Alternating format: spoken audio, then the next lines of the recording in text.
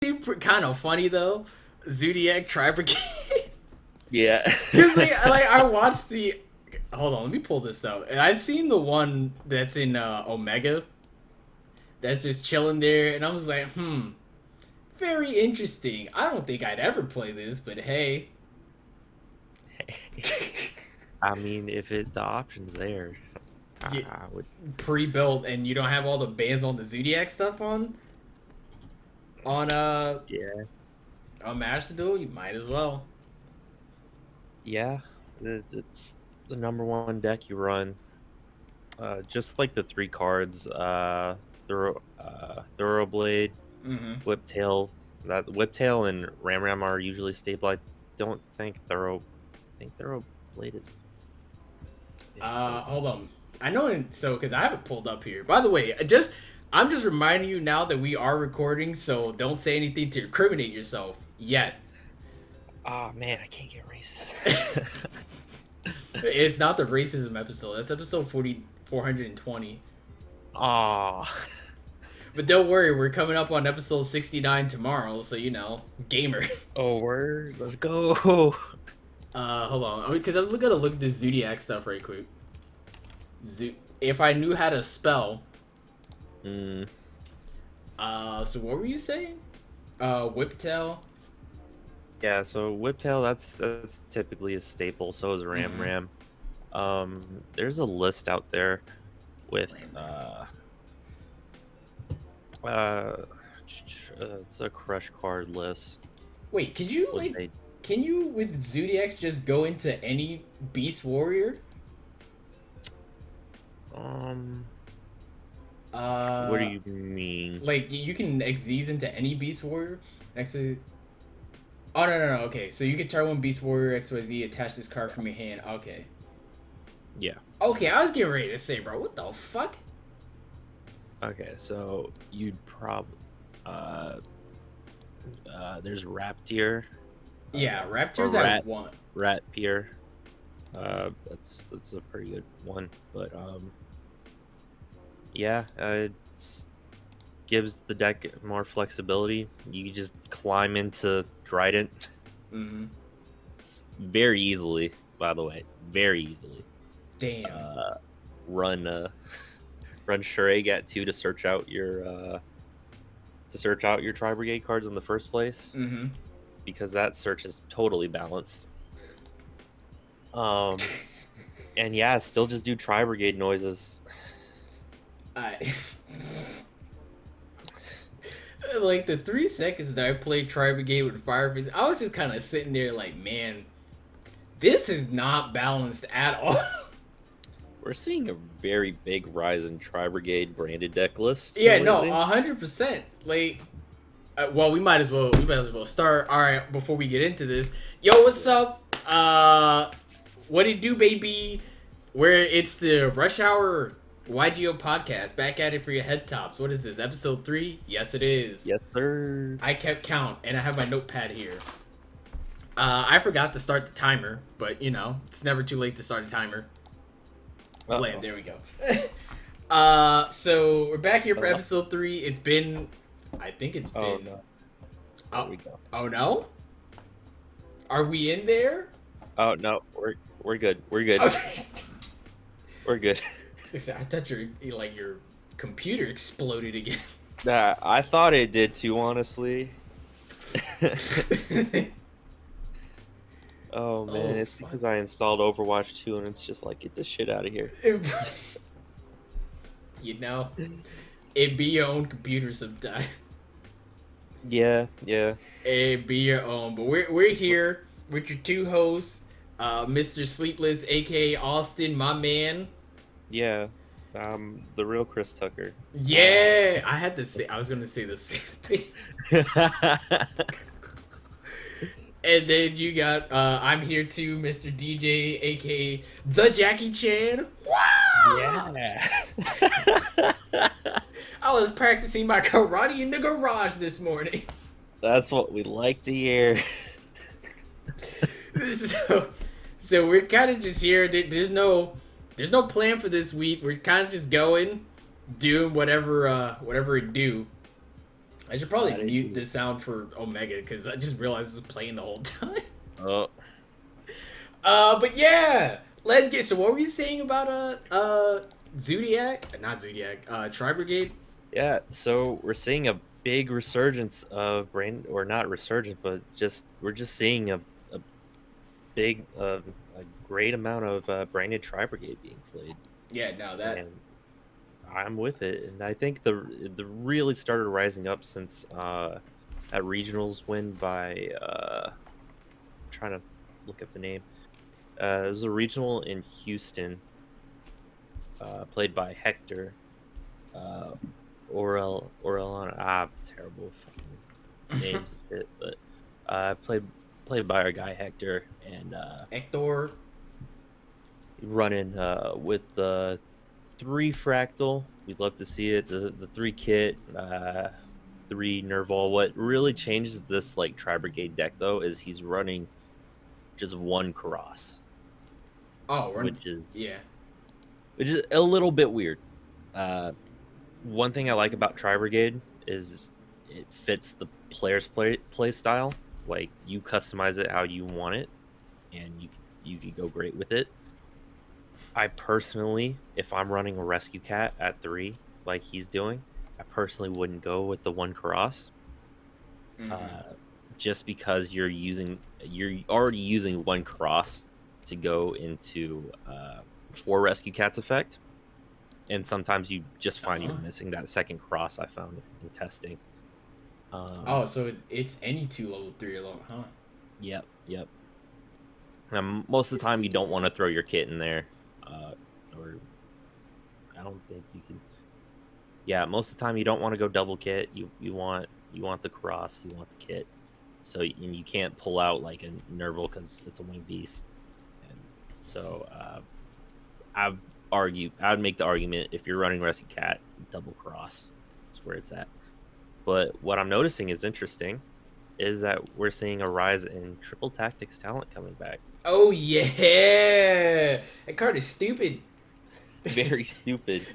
I shouldn't say it's stupid. It can break a board easily, and it's highly effective. I'm getting constant Vietnam flashbacks of the B Trooper player. Bro. It was whatchamacallit. It was Bode, right? Yeah. Yeah, it was Bode release day. The Bode release events. And my man pulled out B Trooper. Now B Trooper, that's not that bad, right? So I kind of set up my board. I'm playing Adamantipator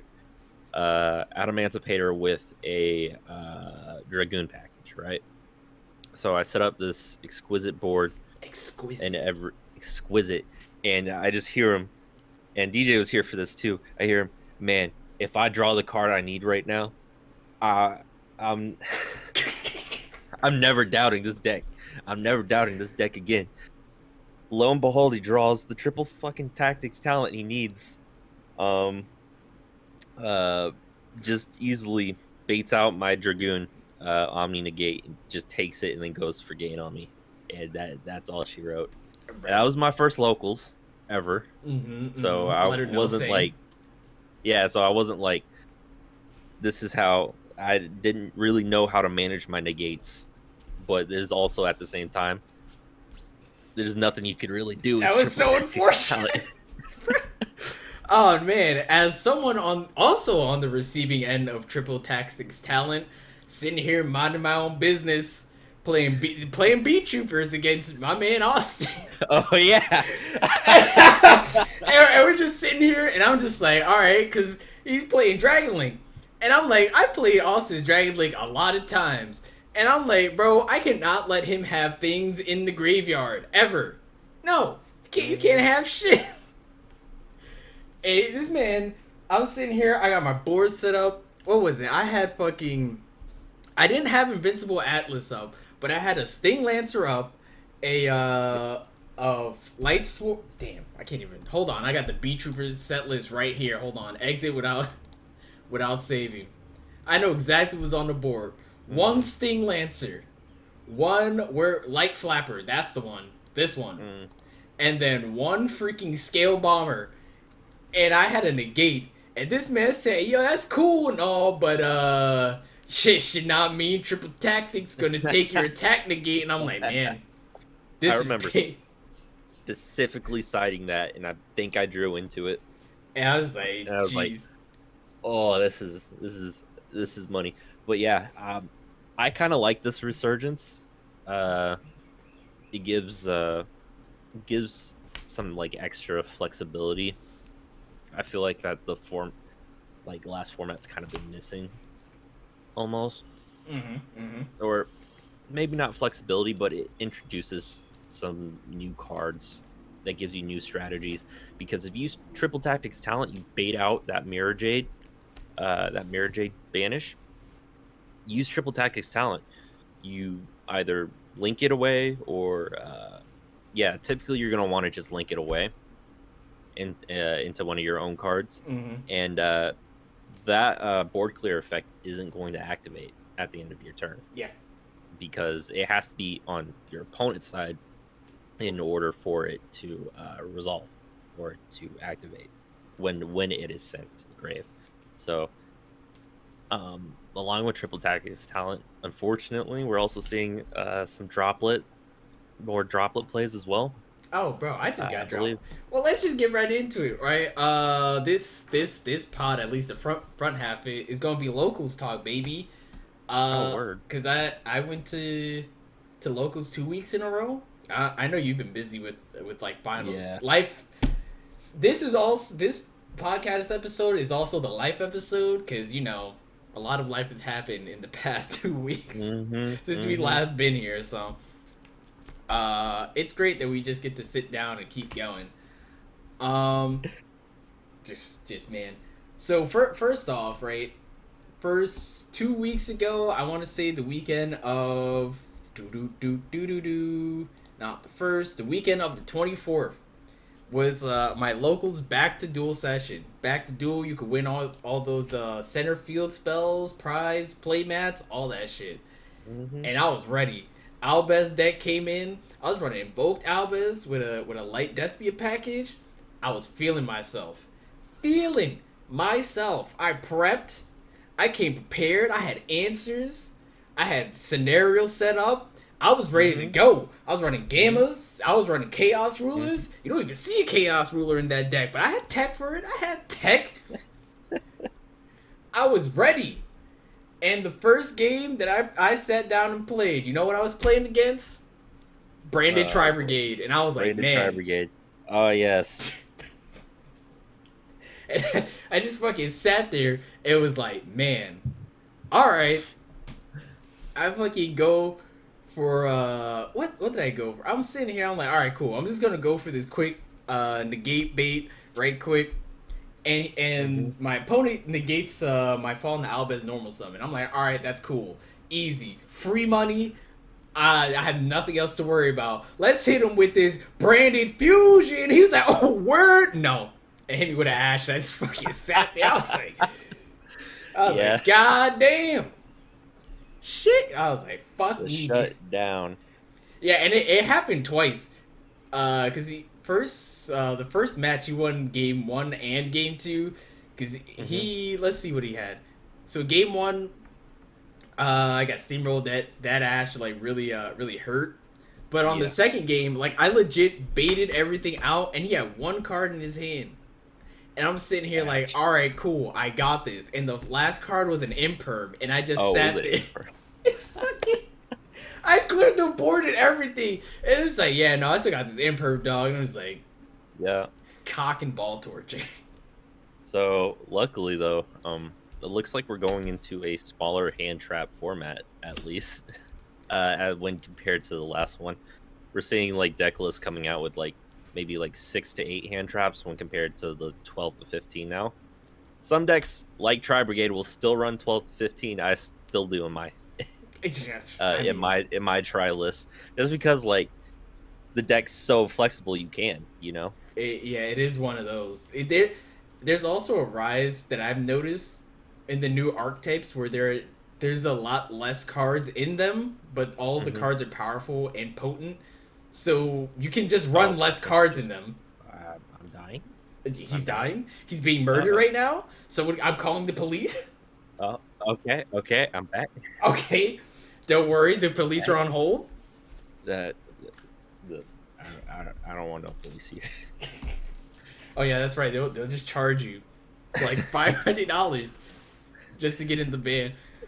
Yeah, they'll probably like fucking throw a brick through my window to get in. Shoot my dog. Nah, So everybody we get don't down. need that here. Alright, so that was my first game, and I was like, man, that fucking hurts a lot.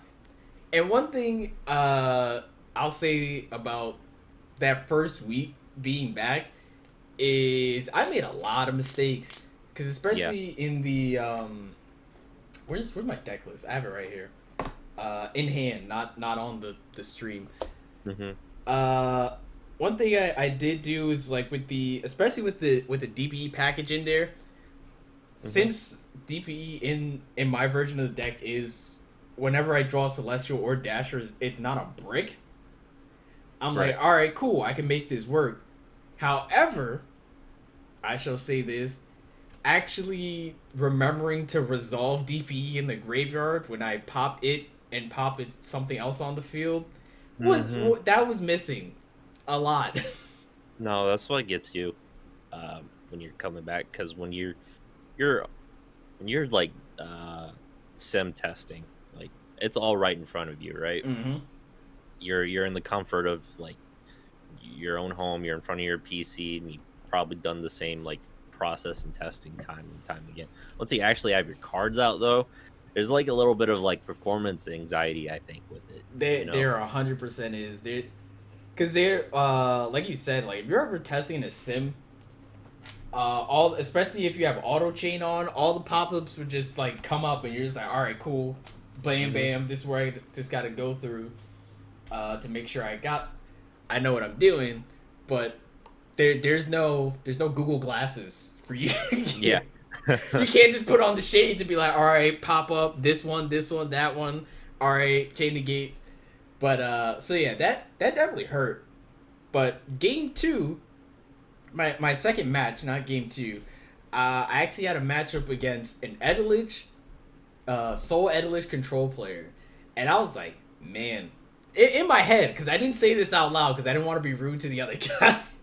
I was just sitting here like, man, I don't want to play this matchup, but like that, yeah. I'm not gonna concede. Who do you think I am, some sort of loser? I'm gonna play this shit the fuck out. So we start, in game 1. I did the strat where you just rush immediately into Mirror Ice Jade, like off rip, Branded Fusion. You send your Albaz, send your Despian Tragedy, or whatever you want to send. For me, it just depends, because sometimes I'll send Brotar instead of Tragedy if I had like draw materials already in my hand, in my open hand or something. But yeah, immediately go into Ice Jade, and Ice Jade's just chilling there, minding his own. And he goes, and my opponent goes, and I set like 1 or 2. My opponent goes, and he's just chilling, and he just sets 5 and passes. Yeah, that's the fucking worst. And you just sitting there, you're just like, One of you is definitely a fucking skill drain. Surprisingly, I didn't run into that guy. Wasn't playing skill drain. Wait, what? He might have had it in there, but in the games that I played against him, I did not run into a single skill drain. Okay. He might have. I didn't ask what his set list. He's playing Edledge, man. I'm like, yeah, I'm gonna mind my own. Moving on. I don't want to make conversation with this guy. So he clears the Ice Jade off the board. Ice Jade's effect pops off, pops his Edelich and whatnot, and he's still chilling. And I'm like, all right. I got like 3 cards in hand. I can do a little something with this. And I top deck Fusion Destiny. And the minute that I played it, my man was like, oh, god damn it. and I cause he, in the next game after that, he was sitting right next to me, and this man has a mat on for Phoenix Enforcer. Does he? He does. He fucking hates that shit with a burning passion. I'm just like, yo, that's crazy. Anyway, Hey man, he just dodges everything. he just dodges everything. And needless to say, I won game 1 single-handedly, and then game 2 was a little interesting because I side decked for back row clear. So I had Twin Twisters, Harpy's Feather Duster. He went first, set up the board, had an Edlich and 5 back row. Yeah. And I'm like, that's crazy. And you know what I did? I top decked in the Harpy's Feather Duster, and I was like, goodbye. I don't. The spice. Yes. Don't want to see it. Did that. Immediately normal summoned into Fall in the Albez. Took his Edelich, fusion summon, and I just beat his fucking shit in. That's what we want to see. See, now, to quote him specifically, he said that he misplayed because he had Waken the Dragon in his deck, but he forgot to trap trick into the Waken the Dragon. So, because in his extra deck, he has that fusion card that destroys all special summon monsters from the extra deck, and then neither player can activate effects from special summon monsters. I forgot what it's called. It's like there's so many fusions. There's no way I find this right in like the next 10 seconds. Like I'll know it when I see it, but yeah, there's no way. There's no fucking way I find this thing. But whatever that card was. That's what he had planned for my back row clear for like Harpies or whatever. Which if that went through and he actually got it on the field, not gonna lie, would have been in trouble. I saw outs to get around from it. But my biggest thing about that weekend that I learned was bring your kaijus, because you never know when your kaiju will save your life. And I think honestly kaijus are gonna make a resurgence in this format as well. Probably have to. There's just no way, dude. Yeah, just because like we're in that big board format as well. It's also very useful against barrier statue lock, which is something I typically plan for. I might throw in if I'm feeling it. I might throw in like two kaijus. I forgot what it was. Bug Windy Boy. Kaiju Mothra. Godarla. Godarla, the mystery dust kaiju. Yeah, so I'm actually running a Godarla in my Sky Striker setup, 2 copies of it, just to kind of like, deal with that barrier statue. Cause you always have to respect the Flunder matchup. You do. There's no way around it. Surprisingly, there's no Flunder Rees players at my locals, and So I don't think anyone's like, interested in playing it there. Yeah, so it's like things are. It's weird. It's deck's kind of like dying down, or it's not topping as much as it used to because people know how to play against it. But you still have to like prepare and respect the matchup. That's why we're seeing Zombie World in the Necrobanshee package. Yes, sir. Which is, by the way, getting you can reprinted. still use that for other things other than Flunder, which is, I think it's kind of like slept on. No, it 100% is. That shit is Dragon Link can't do anything. Sword Soul can't do anything under Zombie World. It honestly, against Sword Soul, it depends. Yeah. Because, you might not be able to go into Shisha normally, but in my Sword Soul deck specifically, I'm not as heavily dependent on the actual Soul Sword synchro monsters. Obviously, you want to get them on the field, and, like, that's it, but shit like Draco Berserker or Baron, which you can easily make, which doesn't need a worm. Yeah. Or like Byaxi, which can shuffle, or even Yazi, which can destroy, that you don't have to worry about the tokens or anything.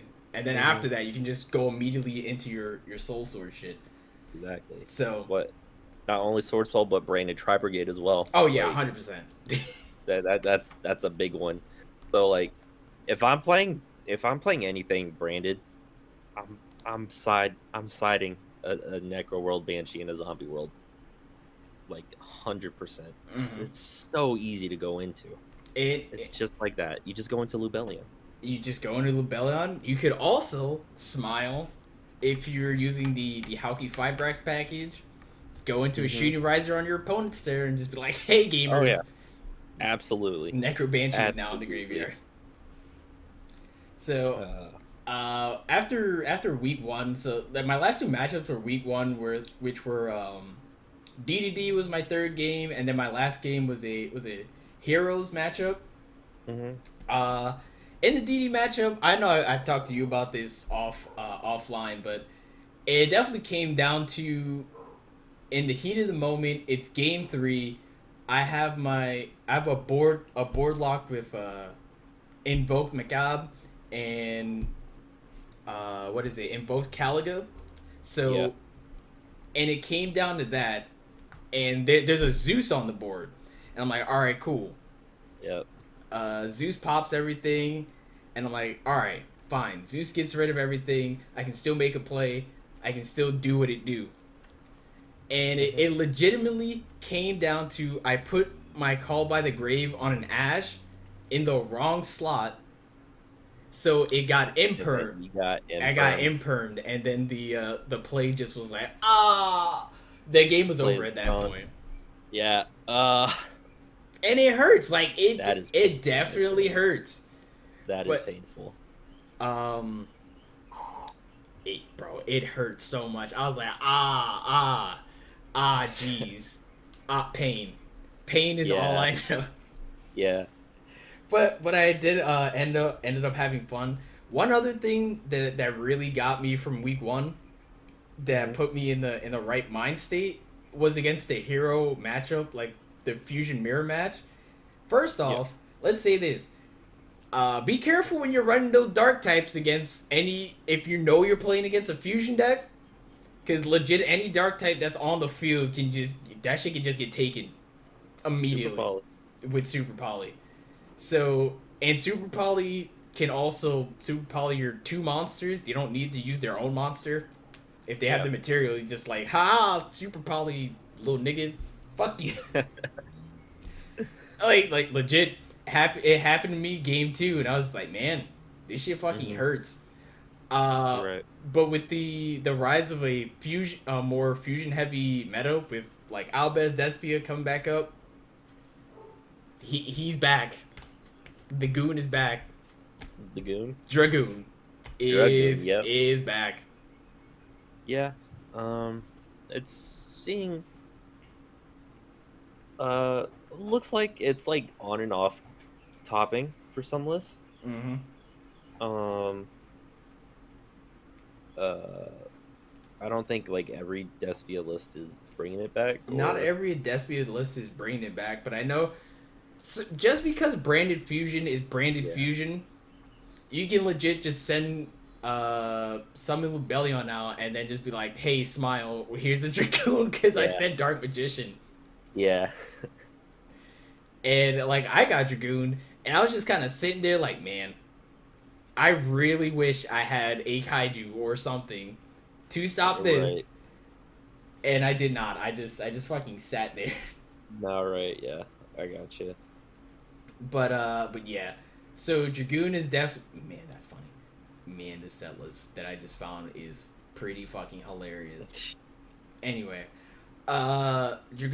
Dragoon's rising up again. It might DP is still gonna be the man, hmm but if you have no way to clear Dragoon off the board, you just fucking sit there Yeah, for that's kind of for a game. so. My thoughts like going into this format is we're gonna see kind of like Mm-hmm. a triangle format. We got because I have a little.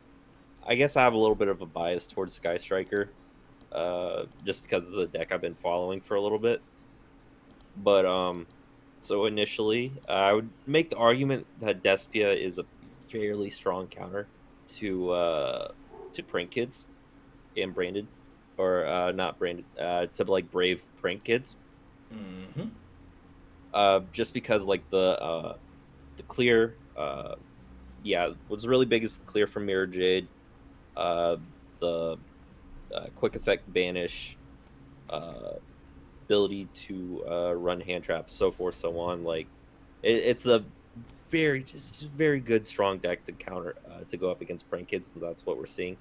But I would argue that one like a deck that can out Despia is Sky Striker because there's so much utility in Sky Striker. But if they have a Dragoon, you're gonna have to be running your droplets. You're gonna have to be running your triple tactics, and you're gonna have to be playing like a little more flexible. And obviously, the prank kids matchup just beats the ever living shit out of the striker matchup. Like there's no going around There's that. just too much for you to like actually manage. Yeah, but like with a Despia board, they're gonna have things like the Mirror Jade setup and whatnot, right? Mm-hmm. So it's like you Widow Anchor, and then you also run like all these other cards that can just like banish from the graveyard, and just so much utility that can interrupt like the 2-card board that they're trying to set up when compared to the Prank Kids board where you have to play around that Brave Engine. Despia can run Brave Engine. Oh yeah, that's jumping in right here. One of the guys from week one, this was like at the end, like when we're all decompressing from the day because we only played 4 rounds that first day. He was playing branded Despia this week, but then he did some test hands when he just put just like while we were all just talking at the table, did some test hands with Brave Despia. This man topped off Foolish Burial, Triple Tactics, a Water Enchantress, and Ash, and like I forgot what the last card. I think a Branded Fusion as well. And I just looked at it and was like, "Yo, that's fucking." If I would not want to be on the receiving end of that. My like thing, my personal feelings with Brave Despia is it's a little weird because you also have to remember Brave's effect with your normal summons. So a lot of the times I do want to I find myself wanting to normal summon into an Albert, either to like bait something out or I actually really do need that normal summon. And Brave kind of interrupts that a little bit as compared to like a Prank Kids deck where I don't even think there is a normal summon effect that you could really abuse, but you're trying to what I'm basically getting to is I like that. For myself personally, I find that that normal summon effect off Albert more valuable than just like an Omni Negate, or not a blanket, than just like Griffin Negate. Because if you think about it, you can run Called By, you can also run Cross Out with the Despia deck, right? Mm-hmm.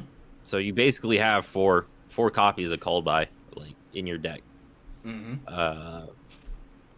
So you could stop the interruption on a Ghost Bell or an Ash, but and you're not really getting Nibiru either, honestly. Yeah, because fusions you're normally only fusion summoning maybe at most twice on a decent hand. If you got a God hand, you can fusion summon 4 times, but that's God hands are few and far in between. Yeah, majority of the time, you're not summoning enough to hit that Nibiru marker, so I find myself just not really needing that Griffin Negate, It's nice to have it on their turn. It's also nice to have that effect for Draco back going second, which I think helps the deck out a lot going second. But I'm not... I think just your normal summon Albert is more valuable with the bait outs. You also save a lot of deck space by not putting in the Brave Engine into Despia deck, and we're seeing success with it. Look at the last 2 YCSs. Oh yeah, which congratulations to both the Bogota winner Chris Lofton and the Guadalajara winner Andre Torres, and I think Andre Torres is 5th time YCS champion. Nope, 5th time. Yeah. Yep, 5th time. That is his 5th YCS title. Let's freaking go, Spanish boys! Let's get it. I'm trying to find that deck list Andres used. I wonder if it's posted on the website. I haven't seen it on YGO Pro yet. No, it's really nice to see Andres like come back, get that dub after like topping at Charlotte, Mm-hmm. with the deck and just showing up, showing up. Oh, which by the way, both Guadalajara and Bogota was stacked with people. Like I Oh forgot yeah, who was top 8, but I know it was like Pac, Nevin, um, and Andres, and a few other people that were like really up there in dueling. So it was awesome to see. oh yeah. So I have the top 32 list up here. So we got Chris, Raphael, oh yeah, yeah. Oops. This is a big one.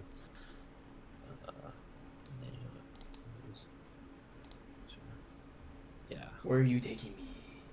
So Oh, I you taking me haven't to seen the Mexico?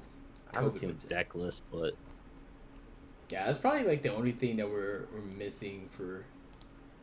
Can we go to the Hall of Champions? I know the numbers. I have the numbers up right here. Mm-hmm. So like there was like top 32. There's 9 Despia decks. Uh, Cybers Edelich made it to top 2. Mm-hmm. That's just one. Adventure Prank Kids. There's 5 decks in total for top 32. All right. Sword Soul had 4 tops for 32. Let's go. Which is Hold on I don't before you continue. I'm gonna make a yeah. statement here. This is a hot take for all your head tops out here. Only black Go. people play Sword Soul. That and you cannot prove me wrong. Well, you can, but I'm just saying right now. It would seem like only black people play that deck. Coincidence? I think not. Excellent. Honestly, I think Sword Soul is more slept on this. Oh, I man, feel like it's slept on almost. I got a story. When we get to week 2, I got a story for you for Sword Soul because this shit was magnificent. Dragon Link. Oh yeah, D Link Adventure is getting a lot of love. Made it to top 60. Dragon Link Adventure DPE. That's crazy. Man. I mean, Dragon Link has the room for this. You're not running a whole lot of hand traps with this. You're not running a whole lot of interruption. I like to see the Dragon Link representation. He's probably running like the Rose Dragons in this and going into Baron. Baron and Preda. So it more seems like, okay, what do they have? I can either go Dragon Link route or I could go Adventure Predaplant route with DPE. Also, Salaman Great Adventure DP making it to top 16. Hey, bro, what? Yeah, man, Sally's man. Sally's, yeah, bring it back. It's too bad that you can't just play raw Salamangreats. You just get Nibiru right in the fucking mouth. Yeah. And you just sit there. Yeah. That's another time where you're just like, man, cock.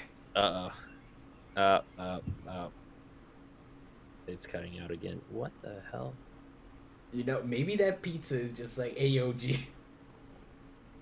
AOG, come get me. But just to finish it off real quick, Tri-Brigade Branded showing up at top 16. Amazing deck. Of course. I'm glad to see it. Like, it's what I'm running right now. I love running, like, some lists want to run it, run like the branded package with only like 1 branded fusion. And my idea of the list from that regional win in Houston from Hector, run branded fusion at 3. Oh, it's yeah. very nice because if you have your gamma, or if you don't have your gamma or your called by, and your rescue cat gets ashed, or they cut you off at your Farragut, like they probably should. Well, by the time you get into your Farragut, probably. No, you could still. Yeah, no, you could still do it. No, you can't because you summoned your Farragut. But if they cut you off at your rescue cat, or if they just cut you off in general, and let's say you have a bricked hand, and you have those 3 branded fusions in there, that's just like your. That's like your bread and butter. Yeah, man, that's like your unfuck yourself button, honestly. Yeah, it's like Fusion Destiny. Yeah, you slam it down because most of the time, if they're burning in ash, they probably don't have another answer. to your branded fusion. So you just drop that sucker down. Then they have to deal with the Mirror Jade. You get a negate off that, and if you brick, you probably have a few hand traps yourself already. And then you're still able to play Yu-Gi-Oh! Hopefully afterwards, because you can unbrick yourself by sending a Brigand the Glory Dragon, which just searches a Tri-Monster for you. Like, oh, that is also true with the Mirror Jade. Yes, this deck is so flexible. I love it for that. Like, one of the big problems I have playing Despia, especially Brave Despia, is you're having a hand economy issue. You know? Yeah, and that just comes with the territory of fusion decks. That comes with fusion decks, so it gets a little better if you're running the patchwork setup, which I think is what I lean towards if I'm playing a Despia deck. Same.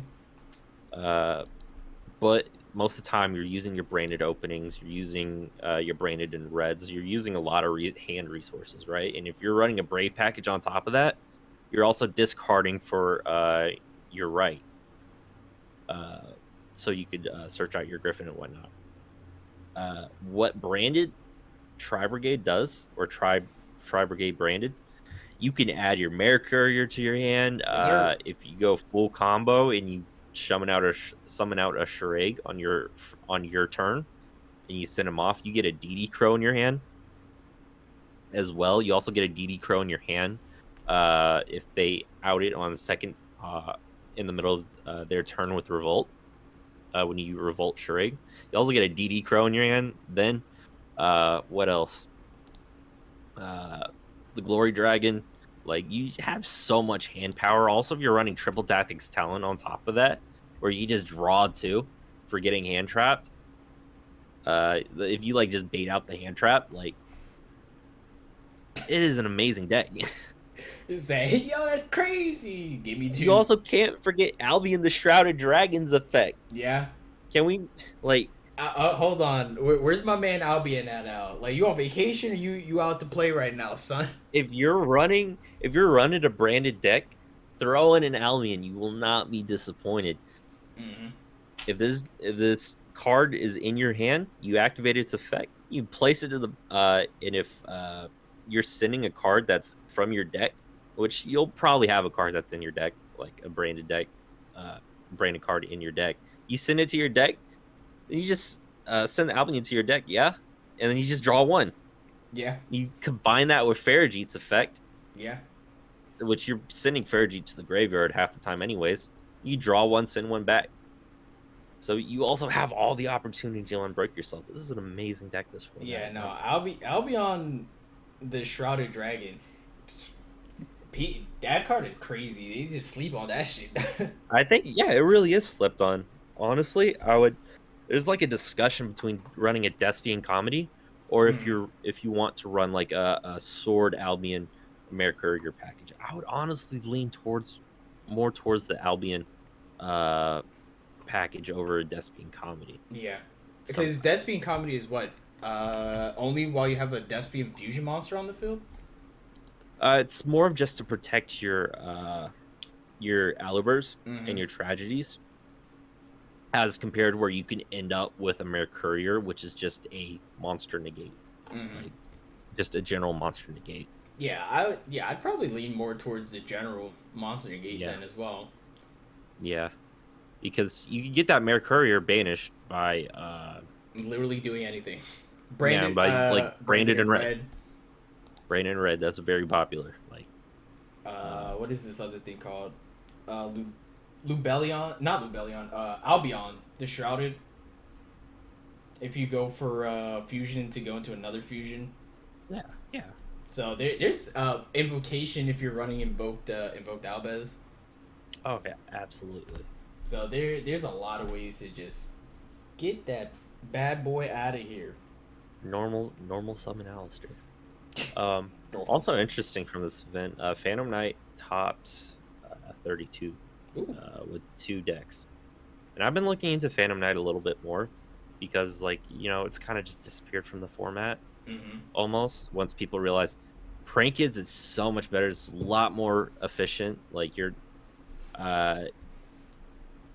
like one of the big Phantom Knight's problem when it started coming around was everyone was just shotgunning Lancias at my locals. Everyone still does shotgun Lancias, I promise you. It sucks for me because I legit play. I play Tri Brigade. I play Dragon Link. Like I You play need Phantom to Knights banish, as well. dog. All of my decks want me to banish cards, and everyone at my locals just shotguns Lancia like crazy. There's even a Dark Lord player that just searches Lancia since it's a fairy card off his Dark Lord cards, which is crazy. That's hilarious, by the way. But we're also seeing Adventure Synchro good stuff. Mm-hmm. We have 7 unknowns. I think Raid Raptors. Oh, yeah, no, I did showed see up. that. I did see that Raid Raptors showed up for. I don't know which one it was, but I heard through the grapevine that Raid Raptors was back, and I was like, bro, what? Yes. YCS 2022. I want to see if I can find this deck list. I would love to talk. Oh, man. Let's see. Good Raid. Top 16? Raid Raptor. What is the top 16 too? Raid Raptors come out of nowhere. YCS Bogota. That's a video. I don't want to look at a video. Oh yeah, Bogota. Yeah. I think I have it here. So 3 Strangulanius, 3 Tribute Can you Lanius. send me that list right quick? Yeah. I don't know if this is confirmed because it's dating back to February 2022. Mm-hmm. But let's just roll with it. All right. I'll put it in general. Let's just roll with it. Sick. Hiya! So I would presume this is Kali-Yuga combo. Yeah, it's Kali-Yuga combo. Okay, There he is, just chilling right there. Oh, I love Kali-Yuga combo. So we got the Strangulanius. Strangulanius is great card. Tribute Lanius. You can send one Raid Raptor card from your deck to the graveyard during your main phase 2. If this card is destroyed, you can add one. So rank up searches. Yep. Raider's Wing is a great card to have. Treat as a Phantom Knights and a Raid Raptor. Mimicry Lanius. Singing Lanius for more extensions. Mm-hmm. Interesting enough, you get a small little rocket package here, and I think that's actually really important because you want that follow-up play with your Warlord Savage Dragon, or you also want to set up your Warlord Savage Dragon to protect against back row destruction if you can. He's also, this is very interesting, running some more Bird of Perfection. Yeah, that's the new one that came out with Battle of Chaos. So what I really see, it's really interesting because this is a Winged Beast setup, right? You also you're also getting that extra normal summon off the searchable field spell, I think. But in some Flunder lists at least, Samorg is used as a chain block to help litigate against your ashes and whatnot that'll shut you down. Abyss Actor Curtain Raiser. That was another one. I think Abyss Actor also topped Guadalajara. I haven't heard of Abyss Raptors in forever, dude. Yeah. It's a very niche community. I looked into it once when I was looking at pendulum decks. It is very niche. Extremely. Even the people that play are just like, you don't want to play. So you don't want to play this bullshit. But if you control no monsters, you can special summon this card from your Pendulum Zone. That's Abyss Actor Curtain Raiser. So it's also Armageddon Knight. Yo, my man. Yep, there's Armageddon Knight. Just sitting there chilling. Now, obviously, you got your Foolish Burials. So Foolish Burial, your hand traps with Ghost, Zephyr Elite, Nibiru, obviously. Yeah. So it's like the main goal of this deck is to set up the Kali-Yuga plays. The thing about your Kali-Yuga play is once you do it once, it's kind of like a one-trick pony. Once you do it once, going second, you kind of want to change your setup. That's why we're seeing perhaps the Super Polys, the Mystic Mines, the Darks, the Boral Sword, and the Starving Venom down here. Oh, bro, Starving Venom. Barriers. Can we talk about how people are not using Starving Venom? This shit is fucking crazy. Yeah, there a lot of times they're going for Dragostapelia. Which is great card, but Oh yeah, great Starving card. Venom is also just as fucking stupid. Yeah, because so I see the appeal for Dragostapelia because if you have like a Fallen Valbaz, I'm Mm-hmm. just gonna use a hero board for example, Mm-hmm. because that's like the easiest I can think of. If they have a Dark Law setup, they have a DPE setup, right? Yep.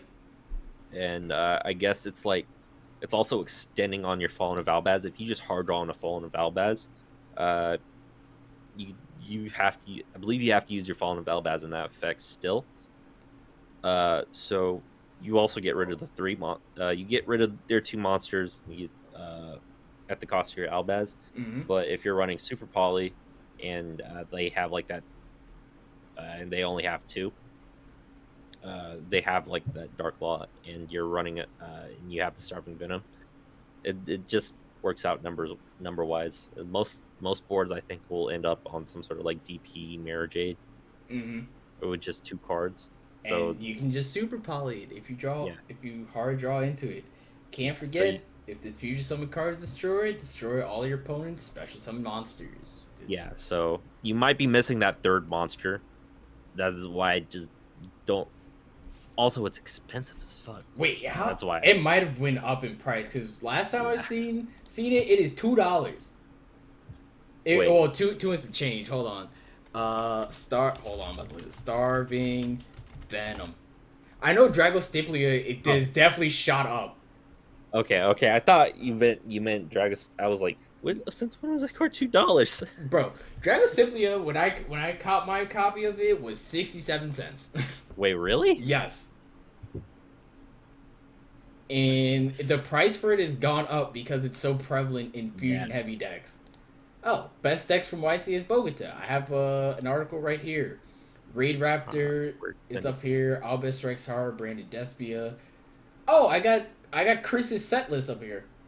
Oh, word. Hold on, let me Go ahead, send put that this. in general. Yes, sir. I'll be 1 second.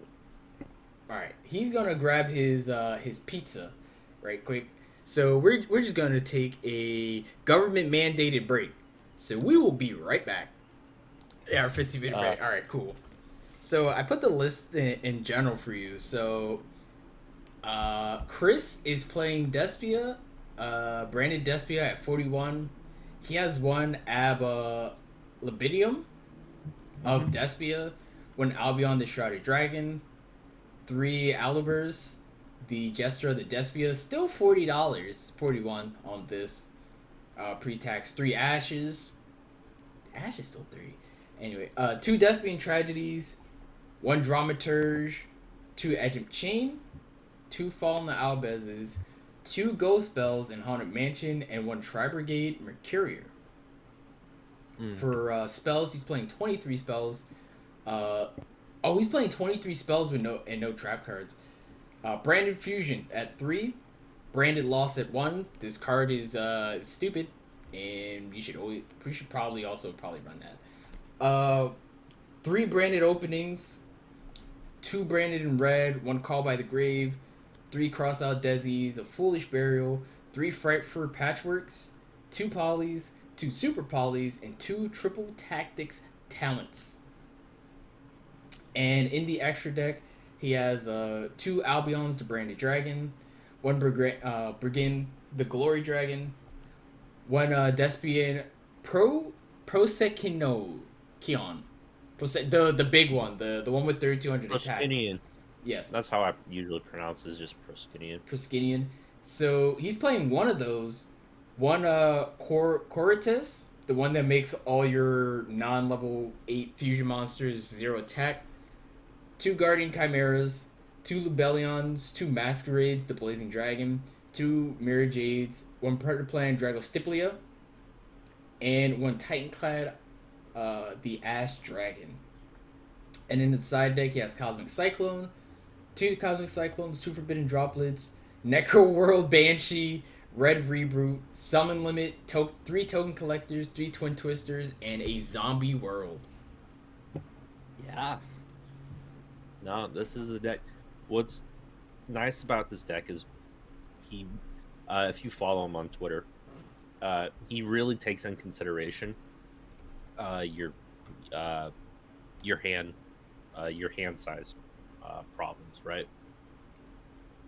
So he's running the Albion, but not only is he running the Albion where you get the draw one, he's also Mm-hmm. running the Edge Imp chain setup, Yes, sir. which once you send off Edge Imp chain, which whether it's for your starting play or for whatever reason, whenever you send off Edge Imp chain, you're also getting another patchwork in, which I believe he's running three of. Yeah, Yeah, he's running which he's 3 running three patchworks. of. So it's also not only scary for like your opponent because they don't know what's in your hand. They sometimes, like, if it's a good player, they're keeping track of like what you're drawing. But sometimes you're mixing up your cards. You're kind of, it's like a mind game, right? Mm. They don't know how many like hand traps you have and whatnot, and it's also giving you some extra follow-up plays by searching out another Edge Imp and a Poly, so you can go into that second Guardian Chimera. Um, so it just goes to show like the patchwork package isn't going to fall off anytime soon. I don't think. Yeah, it just, even if you draw into it, because I'm sure he's playing it because he has it at 3, and you can only search it twice off the edge of chain, and you can only get 2 polymerizations off of it. It's probably like if you draw it into first turn, you can bait something out and then easily get your edge of chain and just keep adding fright for patchworks to your hand. And it's just an extra card, even if you don't use it, but it's an extra card that you can use for a cost for something else. Yeah. So like you see, he's running 2 droplets. Like Mm-hmm. there you go. That's your cost there. Um, but it can also be. I think the package could also perhaps be flexible if you're switching stuff around for your side deck, perhaps. Mm-hmm. So that can help them out there as well. Summon limit. I got hit with one of these one time. It's not fun. Mm. I'm thinking about just hard throwing in summon limit into a deck. Probably strikers. Yeah. There's a list. I think a dude won a regional over on the West Coast. It might be in LA, Mm-hmm. or he just hard throws in like 3 summon limits into a striker list. And I was like, oh, this is the Chad move. This is the alpha play, man. The alpha play. Yeah. Right under Chris, you have Patrick Hoban, 9th to 16th place for YCS Bogota, with his adventure branded. Once again, one more ad libitum of Despia. I actually just traded this all, funny enough. This past weekend, Albion the Shrouded, 2 Alibers, 2 Tragedies, 1 Dramaturge, 3 Edgent Chains, 1 Fairy Tale Snow, because that interrupt is very spicy. 2 Fallen the Albezes, 1 Spriggan's Krat, 1 Brigand Mercurier, Wandering Griffin Rider, and 3 Enchantresses, Water Enchantresses of the Temple. Spells, 3 branded fusions, 3 branded openings, 2 branded in red, 1 Dracoback, Fateful Adventure, Foolish, another 3 Fright for Patchworks, Goldie, Gold Sarcophagus, 2 Polys, 3 Rider Aramisurs, and 3 Super Polys. In the extra deck, he has 3 Albions, the Branded Dragon, 1 Brigand Glory Dragon, Guardian Chimera at 2, Lubellion at 2, Masquerade the Blazing Dragon at 2, Mira Ice Jade at 2, Predaplan Drago Stiplia at 2, and 1 Verde Anaconda at 1. And in his side deck, he has 3 DD Crows. No, I don't need emails. I already get enough emails. 3 DD Crows, 3 Ghost Spells, 1 Guiltly Gear Free, the Magical Steel Knight. Yeah, this is a very interesting pick here. Oh, let me pull up Omega. I forgot where I remember reading this.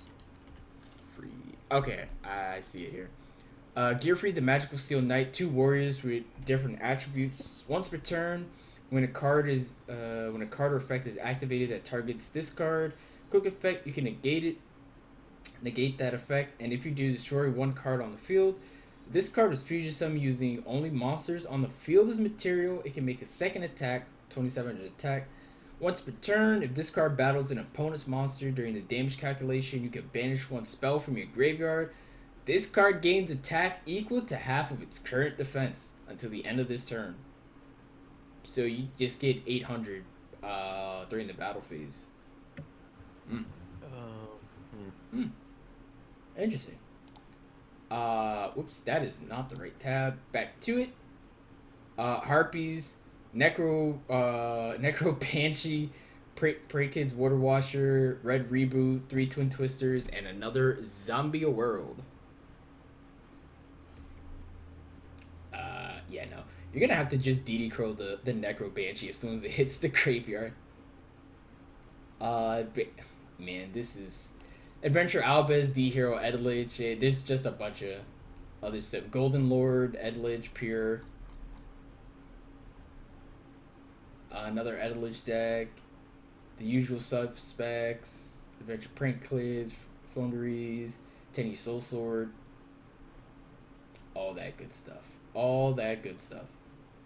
Oh, Lyricist Tri Brigade was up there. Oh, really? Yeah, Lyricist Tri Brigade, 9th to 8th place by Ronaldo. Alberto Gordon Bastamante. Man, it's crazy how people are still holding on to the Lyricist Tri Brigade.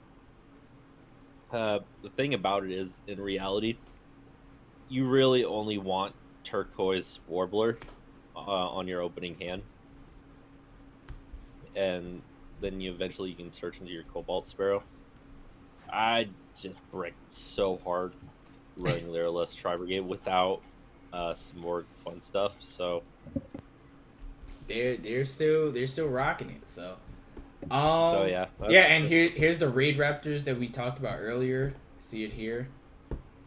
By Caesar David Rafingo Rapele. And that's it for this article. Very cool, fun stuff. Oh yeah. Let me exit out of this because I don't need this anymore. You can stay for right now. Yeah, no, that's just where we're at for YCS talk. Only thing that sucks for this weekend is that there wasn't a way that we could stream it or figure out or actually watch the games like we could in Charlotte. Unfortunate, but I would have loved to see some of the games there and see the tech in action in work. Yeah, especially with so many names. Yeah, even the Raid Raptor stuff. I would have loved to see the Raid Raptor. I wanted to watch that, man, because that sounds hilarious all the time. Man, I love the Caliuga. Nobody ever expects the Caliuga. I remember doing that to a dry trot player, and he was just like, "Oh, well, good game." I guess I can't play the game. Oh man, Jesus Christ! You'll love to see it. Well, while we're still on tournament talk, week 2. This past weekend went to my locals again, and I actually went. So first week I went 1-3. I like how the one matchup that I won, because I lost against Branded Tri Brigade, I lost to the D, and I lost to Fusion Heroes. The one game that I won that week 1 was fucking against Edelich, of all things. But of course, that I wanted to make a statement. Let's just say that. But week 2, I came in with Tenyi Sword Soul. Not Tenyi Sword Soul. Punk Sword Soul. That had the other deck list in my brain. So I will pull out my deck currently. And I know that this deck is not heavy in the hand traps, but not really running that many hand traps anyway.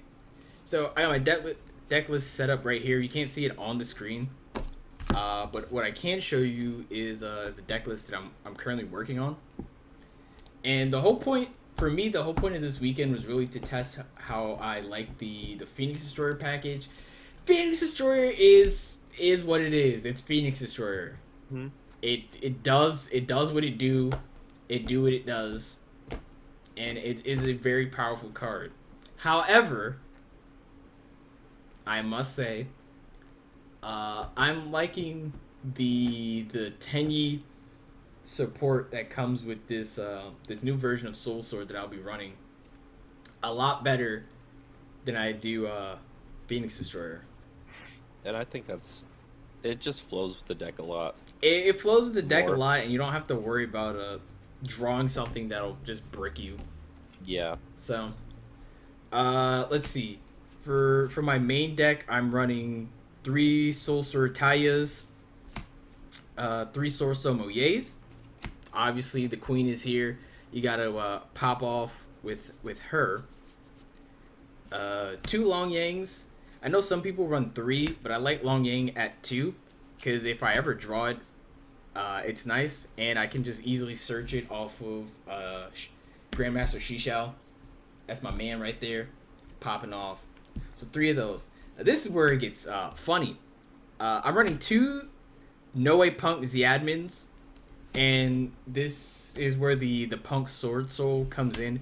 2 Noe Admins, 2 Foxy Tunes, and this weekend I was running, I think, only one. Yeah, I was only running 1 Madame Spider.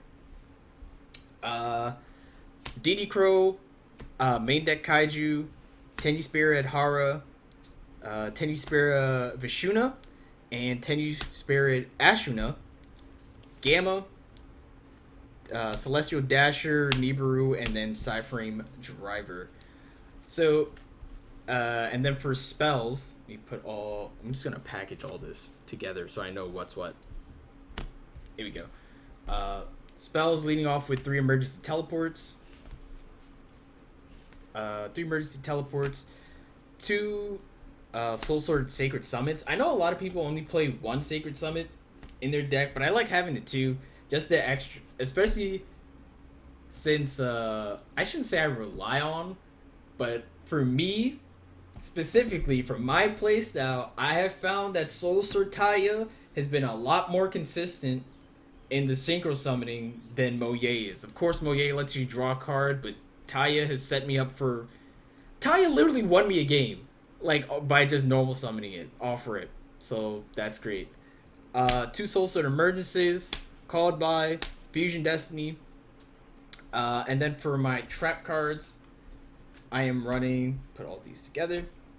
1 Soul Sword Assessment, 1 Trap Trick, 1 Soul Sword Strife, 2 Jure Punk Dangerous Gabus, 2 Sword Soul Blackouts, a Infinite Impermanence, and a Solemn Strike. So, I'll start off with just the Punk package that I'm putting in Sword Soul. Punk Sword Soul is pretty fucking hilarious, especially since no one ever expects it. Because easy open, emergency teleport starts your game off right. Emergency teleport, you immediately go into Noe Punk Z-Admin. Pay 600, you get to search for any Punk card and add it to your hand. You add Noe Punk Fox Tune or Foxy Tune, and then you can activate Foxy Tune in the hand to either special summon it straight from the hand or special summon another Punk card straight from your deck. At the cost of sending another card with it. So if I ever draw into, a Soul Sword Assessment, something I don't want to see, or a Soul Sword Strife, something else I probably don't want to see in my hand, I can just send them both away and save them for later for when my Taya hits the field, and I just get to May funny them. But yeah, that lets me get out into Madame Spider, which I pay another 600 to just straight up search for a negate in Dangerous Gabu. And Dangerous Gabu is I shouldn't say it's a less potent imperm. They do the same thing because they both negate monster effects. But just a random amount of healing that you get if you have a face-up Punk card is pretty funny. It's you should see the faces of people that I play against, where it's like, all right, cool, he took like a bajillion damage on his 1 turn, and then I heal for 3k because I negated one of their monsters. Right. So that's funny. Also with this setup, that I'm just gonna say post Fusion Destiny setup, with both Z-Admin and Z Adamant, and Madam Spider, that just gives me a bridge immediately into Halki Fibrax. And then I can just go Halki Fibrax into Despot, into Auroradon, and just be like, hey guys, turn 1 Baron. Smile. And I did normal summon. I did all of that, and I didn't normal summon yet. Right. So I can just normal summon into fucking Moye, because I probably still have another Soul Sword card. Moye, go reveal, special summon the token, go into Grandmaster Shishao, chain block it, pick Shishao chain 1, Moye chain 2. If it resolves, hey, guess who gets a free card and a search? This guy. It's fucking stupid. This deck is stupid, man. But going to free search, most times I'll probably just search for Long Yang if I have a worm and or a Soul Sword card in my hand. Special summon Long Yang, go immediately into another fucking synchro summon.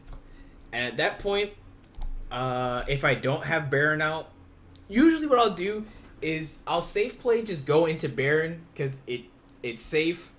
But if I'm feeling myself and I know I kind of got this, like I got some room to maneuver, I'll go into a Kuijing Long Yang, the Sinister Sovereign, or I'll go into a Changing. And I would tell you this now. After this weekend, pardon my language, but Soul Sword Supreme Sovereign Changing is that nigga.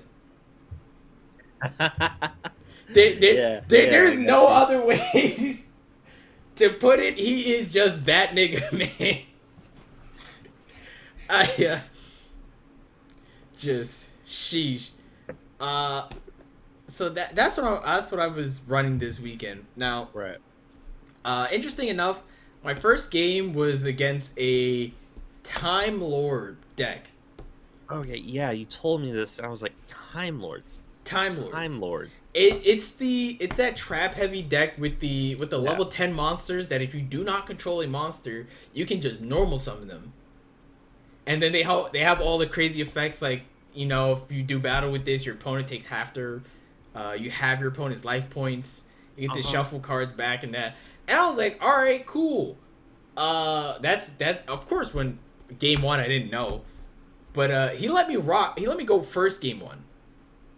Because he's trying to set up an OTK. Yeah, he's trying to set up an OTK, and I turn 1 I had a Baron. This is turn 1 game 1. I had a Baron and a freaking Grandmaster Shishao on the field.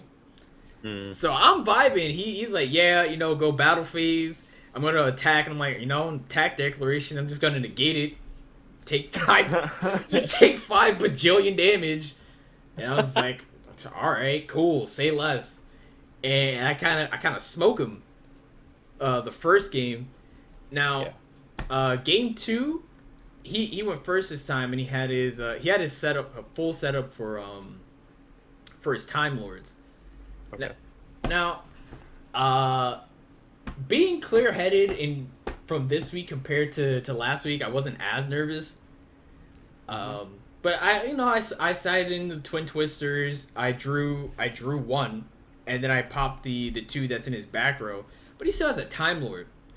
Right. Now any normal person would just be like, I'm just not gonna attack the Time Lord. I'm just gonna wait till it gets shuffled back during the next standby phase.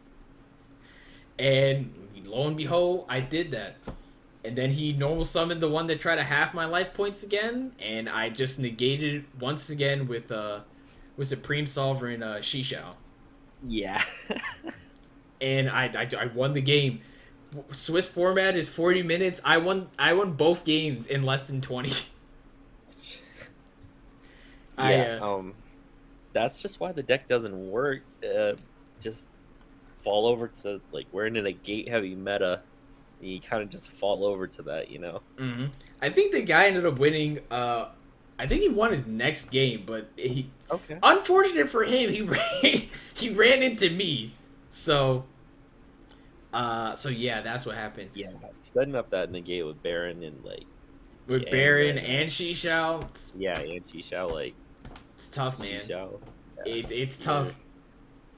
You're not having a time. So game 2 or match 2 was actually one of my fastest matches, and I say that even though I beat the first guy in less than 20. I was facing against one of my homeboys that's over there, because it's him and his cousin. Both great dudes. I love talking to them about Yu-Gi-Oh! And just I generally care about how they're doing. They're great. Fantastic dudes. This was the guy that I was telling you about when I first went to this spot that was playing Cyber Dragons. All right. That's the guy that I matched up against. And he was playing Invoked Branded. Okay. Game 1, similar setup to against the Time Lord guy. Shishao, Baron on the field. I want to let you know, when I summoned that Baron, I smacked that bitch down. I was like, into a Baron. Oh yeah. I pulled this. I pulled this. Didn't even pay. He was like, oh shit, yeah, that's fucked up. So, game 1, easy. Easiest game of my life. Game 2, not so much. Game 2 was a bit more grindy. Like, I side decked for fusions with my dimensional barrier. He was actually running a decent amount of trap cards to stop me, so I did tech in a 1 or 2 twin twisters just to help with the back row clear. Right. He won the game. He was set up. He had his he had a Mirror Ice Jade on the field, and I was just like, all right, cool. I top deck, saw what I got. I was like, I'll just go next. Game 3, however, was a bit more grindy, back and forth.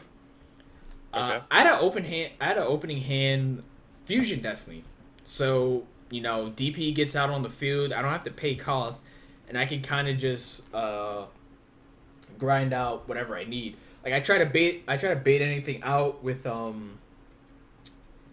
try to bait anything out with the emergency teleport to go into Z-admin, do all that tech, get my negates down on the field. I actually drew into the dimensional barrier that turn, and I had a decent stall. Now where it came to fault, where I was like, man, I really wish I had the other version of this deck. That next turn, wait, was that game 2? Yeah, no, that was game 2. I think he bounced back my Celestial. That's what it was. He bounced it back into my deck to summon something. And then that next turn, I fucking drew into the Celestial that turn. And I'm just like, man, I don't really have anything to do, because he Mirror Ice Jaded my Z-admin. If I had the Z-admin still, I could have went into Yazi and did something.